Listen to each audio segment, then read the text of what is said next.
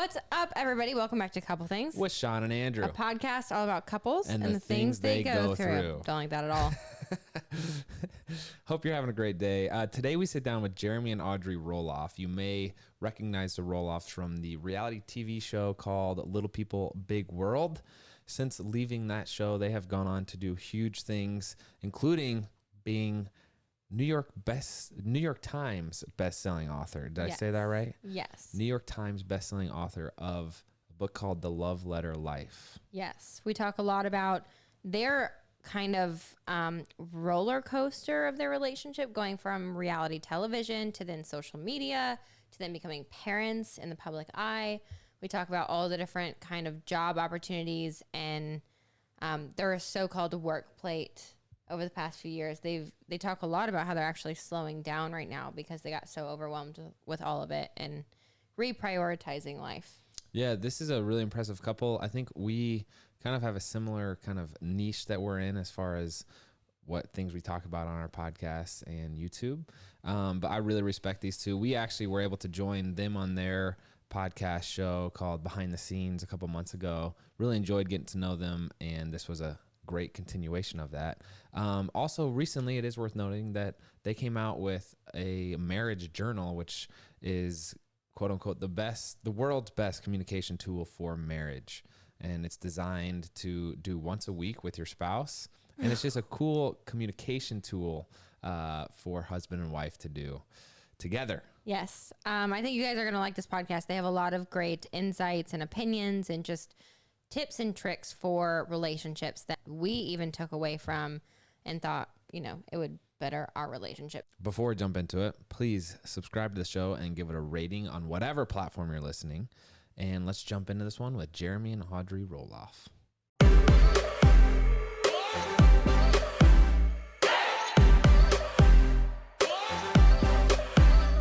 Jeremy, Audrey, thank you so much for joining us today. It's good to see your faces again. Oh, yes. What a pleasure. Thanks for having us. I know you guys are on vacation, so thanks for making the sacrifice. Yeah. You guys know we're never really on vacation when we do it. Podcasting. I know. But then you're always kind of on vacation too. Yeah. Podcasting is one of those beautiful things. You can kind of do it wherever. So yeah, it's pretty great. Wait, so didn't you guys just take a break from your podcast? We are. Yes, we are. Officially, this is the first week technically that we are in break mode. So we're taking the summer off. What went into that decision? A lot. A lot. We've kind of been in this season. A lot of our listeners know we've been in this season of just starting to choose and focus on specific things. And we love the podcast. But as you guys know, it takes a lot of energy. Mm-hmm. And we needed to reserve as much energy as possible to make some other decisions in our life right now. And we just figured, let's call it a season. So we're not like quitting our podcast. We're just ending season 4. So we've done this. We're in our 4th season and giving it at least a summer break. So I really respect that. I have been really thinking, especially during the quarantine, where like at first we were like, oh my gosh, we got to create all this content because people like need optimism and positivity. And then I feel like about a month and a half into that, we hit rock bottom. Shawn and I. Bottom. Well, that's extreme. Not rock bottom. Wow. I wasn't aware. No. Yeah. It was like we got this slot. The slot caught up with you. Yeah. But it's tough and it takes a toll on like my whenever we have a podcast interview or we're about to film content, it's like, oh my gosh, like we got to prepare. And then it's like, did I prepare enough? Oh, did I miss this? Am I going to like, it takes a lot of mental space. Totally. It does. And so I respect that. Also, in light of, I don't know how you guys feel about this, if you've thought about this, but like Rachel and Dave Hollis, that whole situation of them getting divorced and really totally Shawn and I, they were doing a lot of things that Shawn and I wanted to do with the marriage conferences and the books, all about like having healthy relationships and what it's like working with your spouse. And it really made me pause when they hit their thing. It's like, hey, I never want to touch that ever. So what can we do to protect that? So I respect your decision. Yeah. Thank you guys. Yeah. Man, that did come as a bit of a shock. And personally, Audrey and I have we felt this for a couple months now, or really maybe a year. We've been like, holy smokes, we got to start pumping the brakes and start evaluating, because 4 years ago we quit the family television show in effort to do all of this podcasting and online and write books and encourage and inspire. And it's been nothing but fun, but it's come at a cost for sure, as everything does. And so we're definitely evaluating right now. And we shut down Always More, which was a company that it was based on Audrey's, life mantra, always believe in the more that's within you, from the verse Ephesians 3:20. We canceled our book contract and just trying to lean back. Lean back and slow down, because it catches up really quickly. And it's so easy to paint pictures online and with what we do. And Audrey and I want to, as you just said, stay so far away from that. We want to stay as true to us and as healthy as possible. So saying no to some things was definitely a requirement for us right now. I was going to ask, we were looking at the, the big news of you releasing or submitting the second manuscript for the book. But Shawn and I went through the phase of saying no not too long ago. And in my mind, I was like, I'm saying no to these things, or shutting the door to these things, so I can open more doors. And then I realized that's the wrong mentality. Like, that's the wrong mentality. Like, I just got to say no. And just, there's something to be said about being content and happy with. Dude, the internet just makes us, it just shows you everything you're not, everything you could do, everyone you should be, everywhere you could go. It's just all of these anxious feelings, and we're being bombarded. And then the news, that's a whole nother element of the anxiety problem. And it's like all day, every day, we're consuming a billion reasons of how we're less than. Yeah. It's really a fascinating emotional problem a lot of our youth, as we know, is facing. And we're facing, the ones that are like in it, and none of this is to say bad. Like, we love what we do. It's awesome. I just feel like pacing ourselves. We're 30, starting our family, 2 kids. I'm not 30 yet. Yeah. We don't need to take over the world by 35. And that's something we kind of like really embraced in the last couple of months and made some hard decisions. So, well, I don't want to, linger on a topic too long, but I feel like we could dive into this very deep, because Andrew and I have had a lot of conversations like this. I feel like when you're in this industry, within entertainment or social media, your job is to create. Yeah. So whether you're off work and you're not, on your computer, and you turn your cell phones off at 5:00, you never turn work off. You can't. As soon as you turn it off, your career stops. And it's such this over-consuming career where you're constantly trying to think of what image you're portraying, what you're saying, who you are when you go out to the grocery store, because it goes with your brand. And Andrew and I have talked a lot about, when it comes to a podcast, what do we want to divulge? What do we want to talk about? Because we're also putting ourselves on the line, and we're being vulnerable.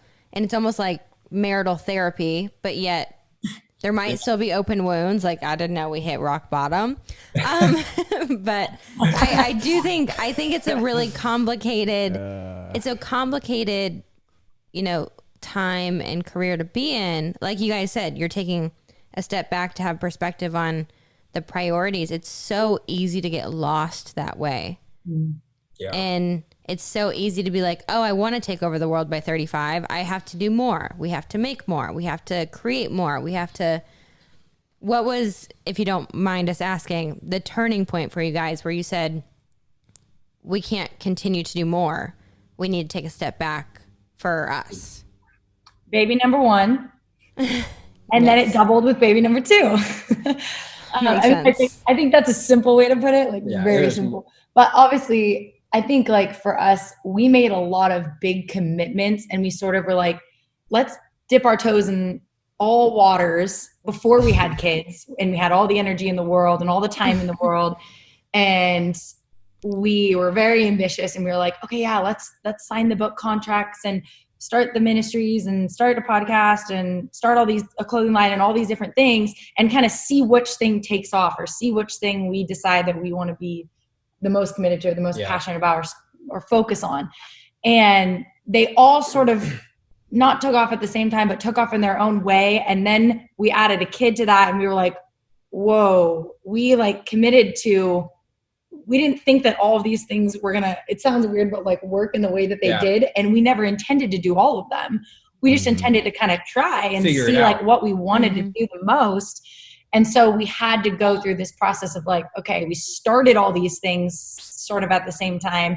We need to slowly, one by one, decide which things need to go so that we can better focus on the things that we really feel like this is our sweet spot. This is like what the Lord's made us to do. And this is the thing that we equally love and is going to give us the lifestyle that we want and the family dynamic that we want. And so, I mean, I think just having kids, you guys know, changes your perspective on so many things. I feel like that was a really big turning point. But it was kind of I feel like it was a little bit of a gradual process for us. We just kept getting in bed at night, and you just said it so great. You can't, like, the second you turn off your phone, you turn off your career in some sense, as far as what we're supposed to do, which is create. And we just kept getting in bed at night going like, this is kind of working, but I don't like it anymore.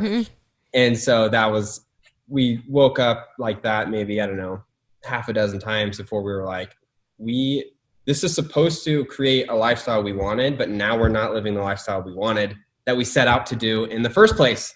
So something's got to change. So it's kind of that gradual realization for us. And we're really excited for our next steps. But saying no is, Andrew, as you just said, it is an art. So hard. Yeah. It's also just last thought on this. In our line of work, the time where you can say yes to the most amount of things and you have the most opportunities is when you have a massive life event, like another child, you know what I'm saying? Yeah. And so we did that. We launched our podcast a week after we had a kid, cause I thought that was a great idea. And then ended up being like, you're blasting me today. I was a week home from the hospital, and he's like, babe, we got to film a podcast. And I was like, what? And then now in retrospect, it's like, no, that's not the priority. Like, that is not the priority. And but it's great, and it's probably working, and it's fun, but there's the pros and cons. Anyway, one thing we have in common, Jeremy, I don't know if the girls could attest to this, is we both look better with short hair. So, dude, you had short hair last time we talked, right? Yeah. I had cut it by then. I think like the day before is when we cut it. But dude, it was fun. It was a good experiment. But there's nothing like getting out of the pool or waking up and just knowing I can cruise. So I don't think about anything. But dude, and you had like those Frodo Baggins curls too, like the whole thing, man. Unmanageable. I didn't see it, but now I look back on. It's funny because I always thought in the moment, like, I'm gonna look back on this and think something, but now I'm back like, yeah, this is like the cover of our book. What was I doing? Andrew has looked back on some pictures with his long hair, and he's like, "Why didn't you make me cut my hair?" And I'm like, "Well, I tried for like 3 years." Because one thing you wanted it cut. I did. I love the curls, and I was really sad. I would have cut mine if it wasn't for Audrey. I loved the curls, but I also just like everything. I like change, you know? Yeah. I feel like, you know, he had his hair long for 4 years, a long time. 3.5 years. Yeah. And I feel like it was just kind of like time, you know, but I don't know. I can swing both ways. It was the point at which I saw like a little receding hairline, and then you walk down the street and you see like an old dude with the ponytail that's like super. When you start, exactly. It's when you start seeing like a lot of people that don't do it really well, or you start to like realize, is this me? Maybe I'm the one walking around. Yeah. And I was like, babe, Yeah, it is. Yeah, it is. I have to say, this is my favorite when you laugh like that. And you've done that 3 times. Oh, and thanks. That's I haven't made her laugh like that in Okay. Yeah. I don't know how many months. Yes. Okay, so I am curious. Yeah. How did you guys meet? We have to take it back. Yeah, take it back. Well, we met on a blind date before church, essentially. It was a blind date before church. We had mutual friends that one grew up with Jeremy and one grew up with me, and they started dating. One of his best friends that he grew up with transferred to my high school and started dating one of my best friends. So they were my friends, and they were like, you guys would be perfect together. And neither of us were really looking to date. Neither of us had ever been on a blind date before. We both almost bailed last minute. Jeremy showed up at my door. I answered the door soaking wet and covered in mud in my running buns and sports bra because I just got back from like an 8-mile run. I was a runner in college. Fashionably early. And Jared was like, who the heck is this girl? I hope this is her sister. And it wasn't, but we had our first date. It was not like love at first sight. We were definitely interested in each other, but it wasn't like. It was interest at first sight for sure. Like I was totally intrigued. Like, who in the world? I should probably know more about her. And then, Wait, I have some questions first. Can we, as a girl, like the logistics of this, I started sweating at the idea that he showed up early enough that you had just gotten out of the shower. Listen. No. I wasn't. No. I didn't shower. I didn't get out of the shower. I got back from How did we pull this off? She hadn't even showered yet. And that hasn't. How early were you? 5 years of marriage, and that hasn't even changed. I'm always running late. Literally, she's getting out of the shower, and I'm like, "Babe, kids are loaded, cars on."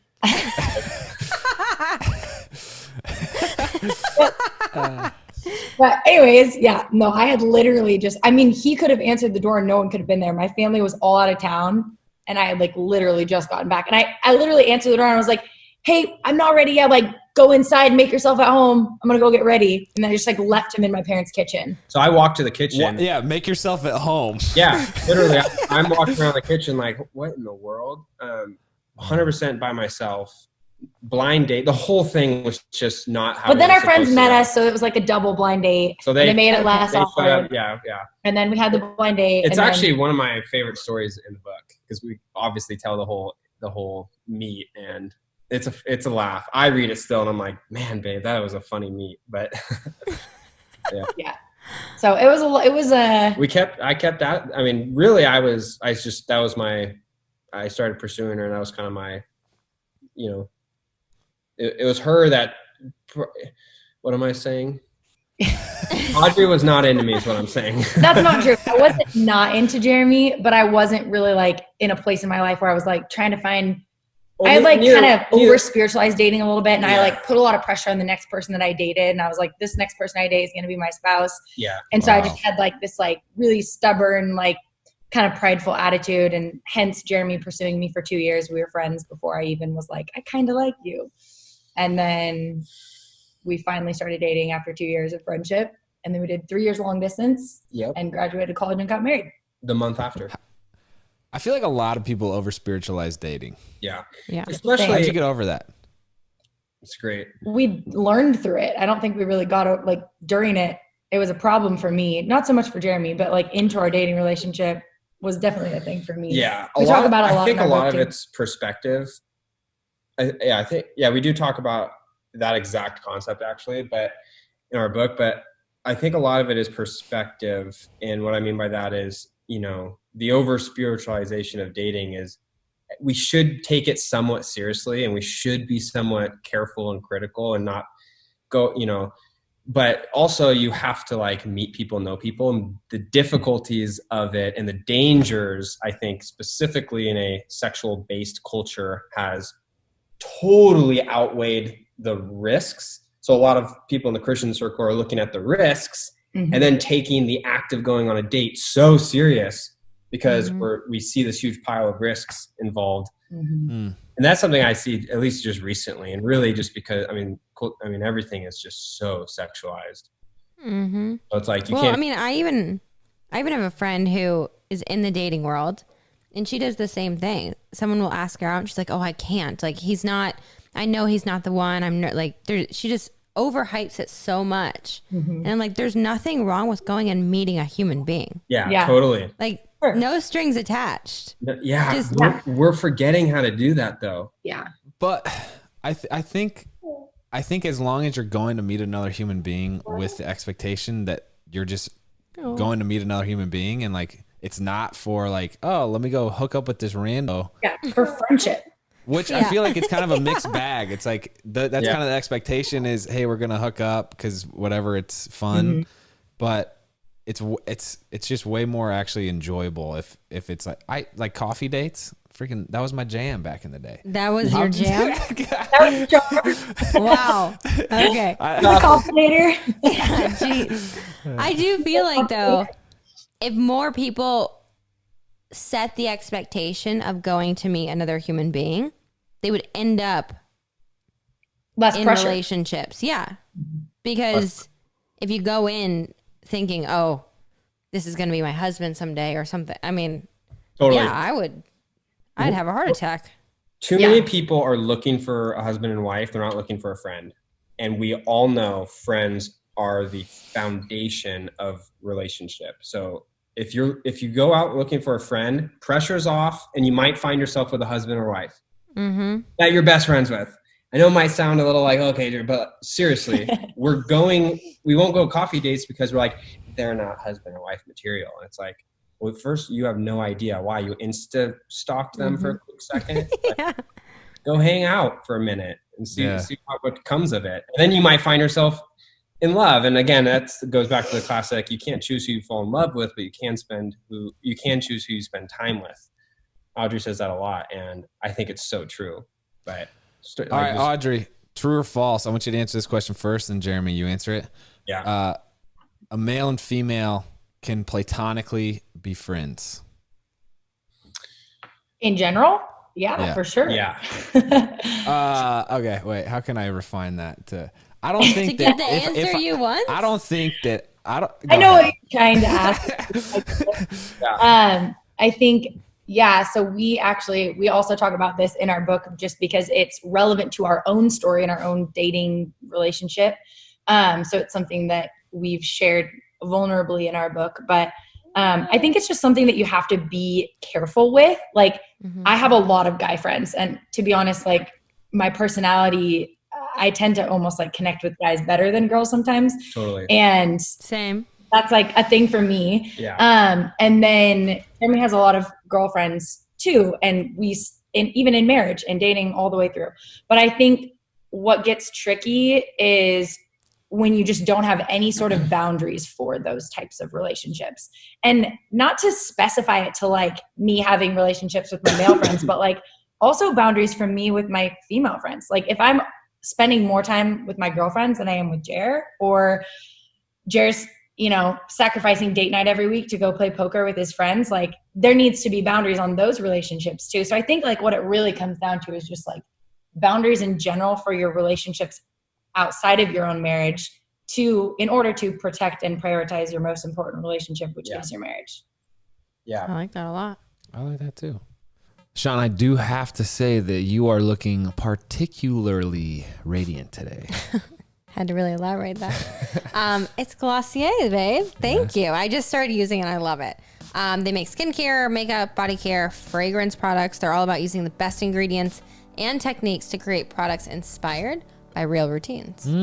Tell me more. Well, I start with Glossier's Invisible Shield SPF. I've been using it literally every day for the past 4 weeks, and I don't have any breakouts. It smells amazing. It goes on awesome. It goes great under makeup, which is great.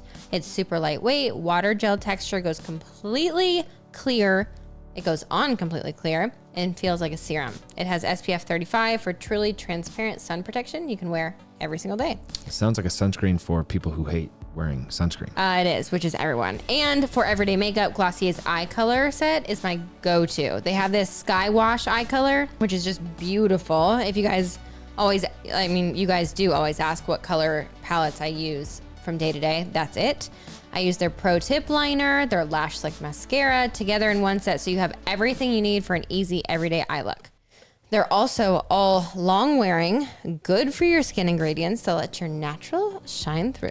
Long-wearing. Does that just mean long-wearing. Does that mean it just stays on for a while? That just means it lasts all day, which is what every girl loves. These products are so thoughtfully designed, easy to use, and they really work because Glossier believes beauty starts with the skin first and makeup comes second, which is, I mean, it's just brilliant. That's how it should be. Get this glowy, dewy look for yourself by visiting glossier.com/podcast/EastFam. Plus, all new customers will get 10% off their first order on glossier.com/podcast/EastFam. Certain exclusions do apply. That's Glossier, GLOSSIER.com/podcast/EastFam. All right, so you know how competitive Shawn and I are. We're always looking for new games. I'm always looking for new ways and new things to beat Shawn in. Yes, and with all of our free time at home and in the car lately, because we've been going back and forth between Indiana and Andrew's family's house, we've been loving Best Fiends. That's friends without the R. We've told you about it before. You can play anytime, literally anywhere, because you don't even need internet connection to play. I can't believe you just glossed over the fact that I say I beat you and everything. Yeah, whatever. You just did that. But it is a seriously challenging game. So there's all these puzzles to solve and characters to collect, and they update the game monthly with new levels and events. So it pretty much never gets old. So if you're not playing Best Fiends yet, you should be, because it's hours of fun you can enjoy anytime. So you guys saw the family vlog last weekend. We went up and visited my family, and we got some of them hooked as well. I know, but don't worry, I'm still the family champ. I don't know about that. Anyways, something I really love about it is just like the bright colors and the design. It's really like aesthetically pleasing. Yeah. I mean, if you're playing a game, you might as well have nice colors to go with it. I know. And then one of my other favorite things is collecting tons of characters and strategically having to use them for each level. I find myself playing while I'm waiting for coffee to brew in the morning, or even if I'm taking Nash out. Best Fiends has thousands of levels already, with new levels, events, and characters added every single month. It's hours of fun right at your fingertips, and you can even play offline. With over 100 million downloads and tons of 5-star reviews, Best Fiends is a must-play. Download Best Fiends free on the Apple App Store or Google Play. That's friends without the R, Best Fiends. Also, we will link all this in the description down below, so you can check it out that way as well. I love challenging myself to a fun puzzle each day, and I encourage all of you to try it too and share your progress with us on social media. You can spend as much or as little time as you'd like in the game, and yeah, it's just a unique and exciting puzzle game, unlike any other puzzle game out there. You guys have mentioned your book a couple times. The book is, for those listening, A Love Letter Life. I would love for you guys to talk about that, but I do have to say, we were watching the trailer for the book. You guys are on, I don't know what beach that was shot at. Oh, dude. Oh, yeah. That's Oregon Coast. Really? Oregon Coast, Beautiful. It's like 40 minutes from where we live. Yeah. Yeah, the Oregon Coast, if you guys have never visited, it's a coast. It's a coast, so it's like Oregon sucks. Don't move here. It's beautiful. It really is. Yeah. You guys are just laughing the whole time. Audrey's hanging out the side of a freaking moving vehicle, cheesing. You remember that shot? I was like, oh my gosh, her brother shot that. He's an incredible filmmaker, but yeah, we'll get into the book in a second, but back to the platonic relationship thing. I think Audrey and I really, our heart behind even telling that whole story in our book, we spent an entire chapter kind of really trying to address the topic, because we noticed that so many people, when they get on the other side of fidelity, or they get on the other side of problems in their relationship, or they're falling out of love, 90+%, I want to say 99%, but just to be conservative, 90% plus of them don't really know how it happened. It's just like, how did I end up innocent, here? Accidental, seemingly insignificant choices built a friendship or built up decisions over the course of years, and then you find yourself in an affair or in problems, or being closer friends and connect, and just you find yourself growing away from your spouse because that's what you've chosen in the micro moments, year after year after year after year. Mm-hmm. So our heart was just to say, like, hey, if you're not consciously aware that you fall in love with those you spend the most time with, like there's no obligation to stay in love with your spouse. There's no obligation. There's no your heart doesn't just choose your spouse. Your decisions do. And so we were just trying to say, like, hey, the insignificant decisions that you make do add up over time. And nobody sets out to intentionally have an affair. It's an accident.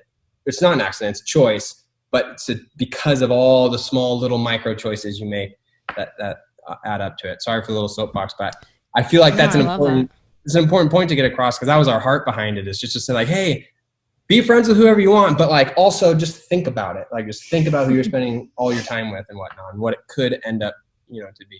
I want to be 55 with my best friend here, love and life, because we've guarded our relationship and we've put boundaries, and our kids are all, and grandkids and all this stuff. Like we have this vision for what we want to create. And so we're going to try to be as intentional as possible without being religious about it, so that's our heart behind that. But man, I like that a lot. I've been feeling that a lot having a kid changes a ton, but especially within a marriage where you just have less energy generally. And so when Shawn and I get into a conflict, there's always like that one moment where I'm either going to be, all right, we're going to work through this in a healthy way, or part of me wants to say, no, you don't have the energy for this. Don't do it.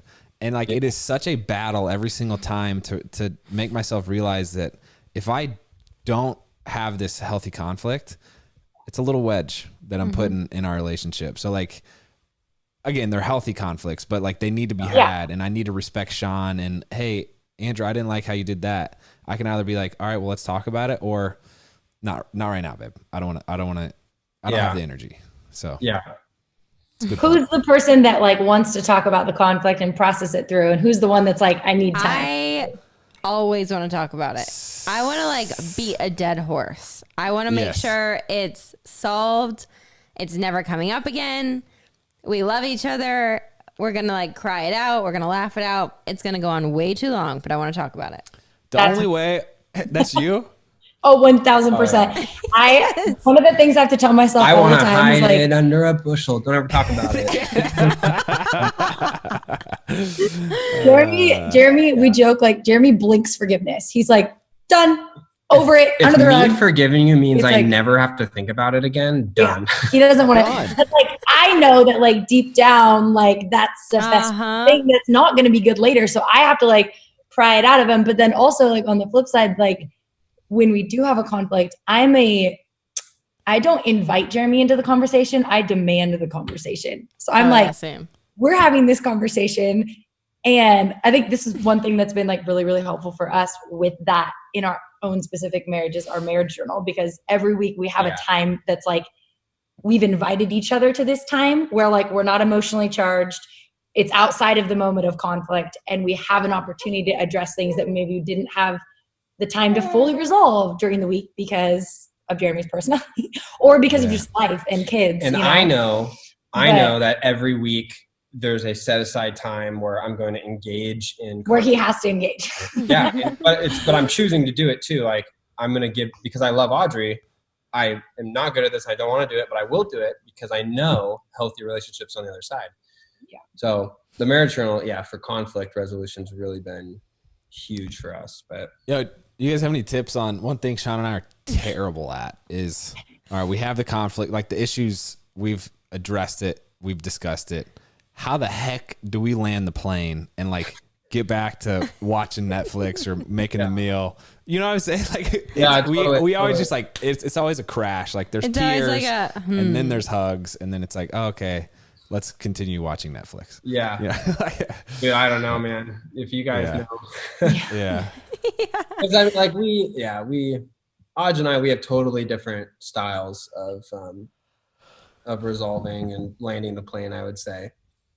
Yeah. Well, I think that's the hard part of relationships. I mean, summed up right there is you have two separate people, two separate styles, two separate hearts, ways of communicating, things that anger you, things that frustrate you, things that you love, trying to live together.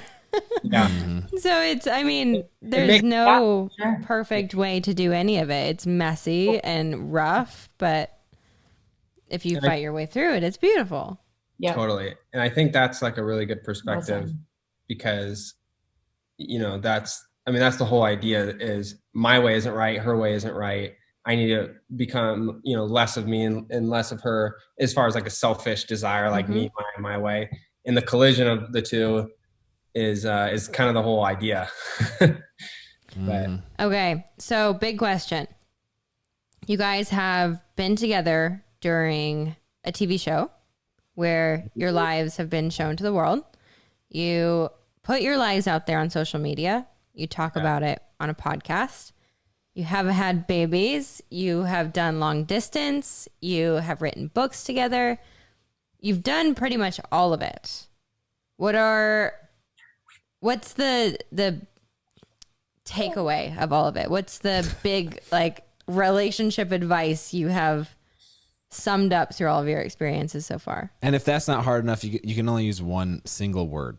Yeah. I'm kidding. I put that on you guys on our podcast, didn't I? One word. Yeah. God. Okay. Like, what's one thing we've learned about our own marriage through all that, or just in general? Either. Oh, that's like lofty. That is lofty. That's a huge question. Well, you guys think? I just think it's really important because you guys have lived. Yeah. I feel like within one relationship, if someone has to overcome long distance, they've overcome this massive obstacle within, their marriage or dating. You guys have gone through a lot of it. Having a relationship on a reality TV show is very difficult. Yeah. Having a relationship on a podcast, on social media, having babies, getting married, writing a book, all of it is. Speaking of babies, you hear that little guy? I know I can hear him. Over there. I think this is just a thought. This is what is the most fresh on my brain. So I'll just share it. I don't know if it's answering the question right, but I think one thing that Jared and I always talk about is like that life that we've lived has presented a lot of opportunities for making decisions. And I think how you make decisions as a couple is important, and like how you make decisions together. And we've just like, through the years of even our friendship relationship and our dating relationship, like I feel like we've been presented with a lot of decisions. Like just, it seems like our friends joke about it. Like we're always making some massive decision, like whether it's to stop something or to start something or to do something or to move or to whatever. Cut Jeremy's hair. Yeah. Like and I just feel like there's something about like making big decisions together, because it's not just been like me making my own decisions and Jeremy making his own decisions. Like all those things that you just listed were decisions ultimately that we made together to either pursue a thing or stop a thing. Well, and I think like chase a dream. I think that those ultimately the process of making that decision has brought us closer together. And there's been conflict that's come through the making of the decision, but like we've learned how to make decisions together. Like we've gotten better at our process for making decisions over the years. And it's become something that has been less conflict inducing, more like unity building in our relationship. And it's, I don't know. I feel like it's just been a way that's allowed us to see our dreams as together dreams, and like through the process of making decisions that align with those dreams and like align with the vision that we have for the future. I don't know. Just a thought. No, I love That's some deep thoughts right there, Audrey. Crush that. Babe, you're fun. Jeremy, match that, dude. I was like trying to play off like, that's good, babe. Yeah, we should wrap it up. Next question. No, I would go off of that and say, one thing Audrey and I are I would say good at, and we try to encourage, and I say that humbly, but something I think that the Lord's just given us is the ability to dream together really well. I have my own dreams. Audrey has her own dreams, but we have like our two like big goals as 100% collective we both aspire to those our two main goals. And that has allowed us to filter, process, and make decisions really collaboratively because we're chasing the same thing. You steer where your eyes are. Audrey and I steer where you stare. You steer where you stare. Audrey and I are staring at the same goal. We're gonna constantly be bumping into each other on our way to that goal. There's nothing about our two main goals that are going to drive us apart because we want the same thing out of our life. because it's our life, not my life, not her life. And I think dreaming together as a couple is something not a lot of people think about. They think, oh, like I want maybe like a happy family. Or you think like I'm giving up my dream for your dream, or you're giving up your dream for my dream, but like one person's dream has to bend, and you got to come up with something to chase for together, because you steer where you stare. And I think that's something that's helped us kind of do what we've done. And so take that. It's just been important to us, I think. It's been important for us. And maybe it's not important. But now, I mean, to Shawn's point, now though we're standing, we've known each other for 10 years. We're now standing 10 years.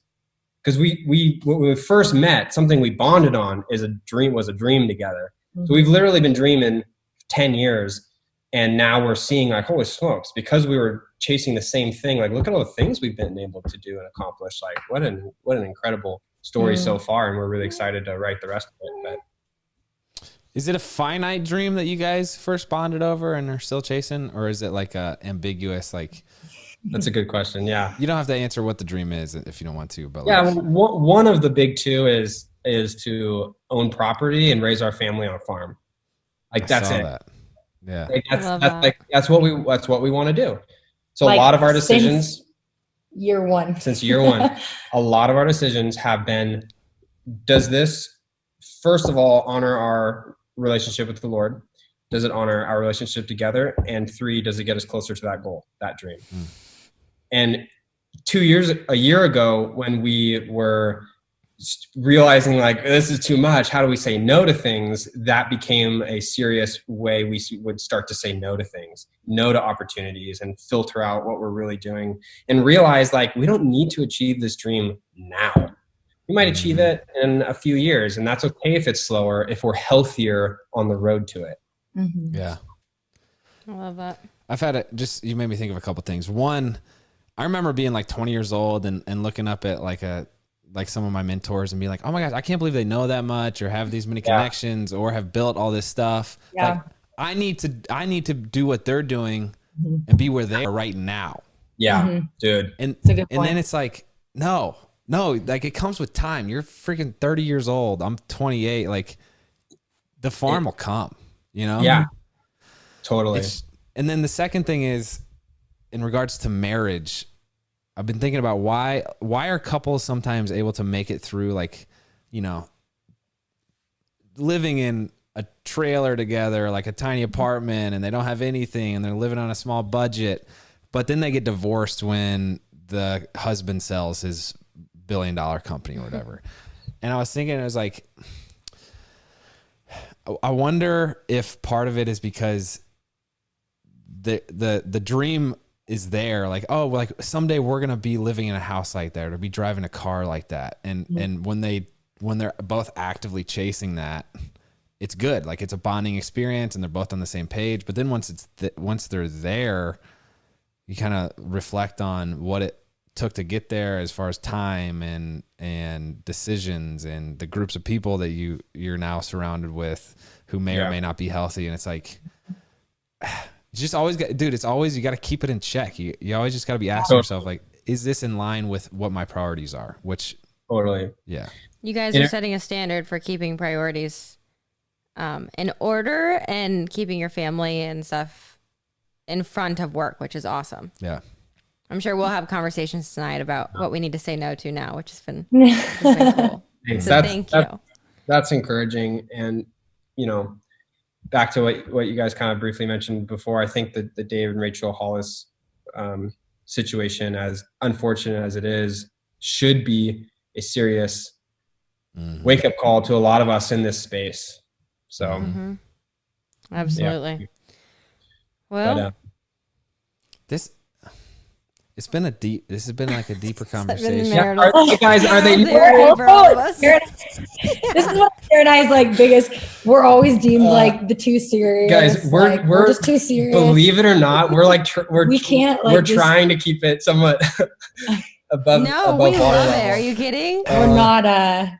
It's harder for us to like. Well, we joke about this. Our friends joke with us about this. We're never being like the goofy. I guess sometimes you are more. Sometimes I am, yeah. In certain elements, but like when you're having a conversation, like we go deep pretty quick. I'm 100% like, I was always the guy where it's like, Ed, you don't want to talk to Andrew if you're looking for like a lighthearted, you know. Yeah. You'll get stuck talking to him for 5 hours, and by the end of it, you'll be questioning everything. Just you're like, I need therapy. But you guys are awesome. It's great to talk to you guys again. Please, if you haven't yet, go purchase their book. Right? I love marriage and their marriage journal. Yeah, I love your journal. We were just looking at it before this. We're ordering. We've already ordered. Awesome. We'll send you guys one. We'd love to. But yeah, the marriage journal, just real quick for those that don't know, it's really a communication tool. You can talk about the week ahead. You just go through 6 simple questions, but it covers a lot of the bases, and it's just a way to connect, communicate, and grow in love with your spouse. And we have thousands of people are doing it now, and it's been a phenomenal tool for communication. So it's just at themarriagejournal.com. That's super cool. We'll link that down below. Are you ending the conversation? I feel like we could talk to them for hours, but it has already been 45 minutes, and guys, ending the timing of podcasts when you do guests is such a funny thing, because Audrey and I are always like, we always want to keep talking. Always like, okay, well, let's aim for 30, knowing it'll be 45, but like could probably go longer. But does our audience want that? How does it? And again, it's like 7 decisions. You only have so many. Seriously, right? Like you only have so many brain calories a day to spend on. This is why all I wear is white and black shirts. I read Essentialism by Greg McKeown. Yeah, I don't know how you say it. Have you read that? Yeah. Super good book. After that book, I was like, I'm not wasting another calorie the rest of my life on deciding what to wear. We have enough decisions to make. And I just laid out 7 decisions in this silly podcast. It's so funny. Well, we do the same thing, because we're always in the middle of interviews, and we're trying to like gauge each other's body language of like, I could still ask more questions, but is it time to wrap it? I don't know. But seriously, you guys are awesome. We're gonna have to do like a series together where we just talk about marital therapy. Over the summer, now that it keep us fresh on they just shut down their podcast. I know. You can't throw them into another series. You're saying no to things over here. I think that's the next thing, right? By the way, I was gonna say that. Yeah, what's up? Dude, my bad, bro. I just cut you off how many times? No. Yeah. We had Rachel and Harold Earls on the show. He Cool. mentioned something about a fly fishing trip, which we're watching and then Yellowstone now, and I want to do that right now. It is incredible. We could throw a trip together. Jared literally had the time of his life. But I'm like, when's the girl trip happening? Because I feel like there's all these rad guy trips, but I want to go fly fishing. There's so many guy trips. Let Jeremy talk. I cut him off too many times. Well, I was just going to say that trip got canceled, which is a bummer because of all the COVID stuff. But hopefully next year it'll get picked back up. Yeah. One thing I was going to say, Gary Vee, he's another one of those guys where it's like, okay, you say a lot of good stuff, but if you listen to him for 2 weeks, you pretty much know everything he has to say. But says a lot of one thing he says that there's a lot of stuff he says that I'm also like, I don't think so. But like the whole hustle mentality, I mean, like the whole is like they really adopted that hustle mentality, and hustle leads to hurt. No 2 ways about it. Because it's unregulated. Mm-hmm. If you adopt the hustle mentality, you're unregulating the design for rest. We're designed to rest. It's how we enjoy pace. And so if you're not resting, how can you enjoy the speed of, we got a baby here. Oh, look, Cameo. Buddy. What's up, dude? That's something Gary Vee said, or one thing Gary Vee says that I do enjoy is he's always harping on the journey. Like you got to really enjoy it. Back to what you were saying earlier, Andrew, like the journey is like, because like the farm, sure, like we would love to have a farm one day. But if that's the ultimate goal, then what you said earlier was so good. Once we achieve it, it's like, well, then what? Now what? It can't be like the goal. It just has to be a goal for the relationship. But I think that's just an important point to make because, it's the same thing that happens with a lot of marriages with like kids. They make kids the goal. And then when it becomes the glue of the relationship, then when the kids move out, so does the relationship moves out, and they're stuck going, who the heck are you? And well, I think the goal just has to be aligned to a deeper purpose.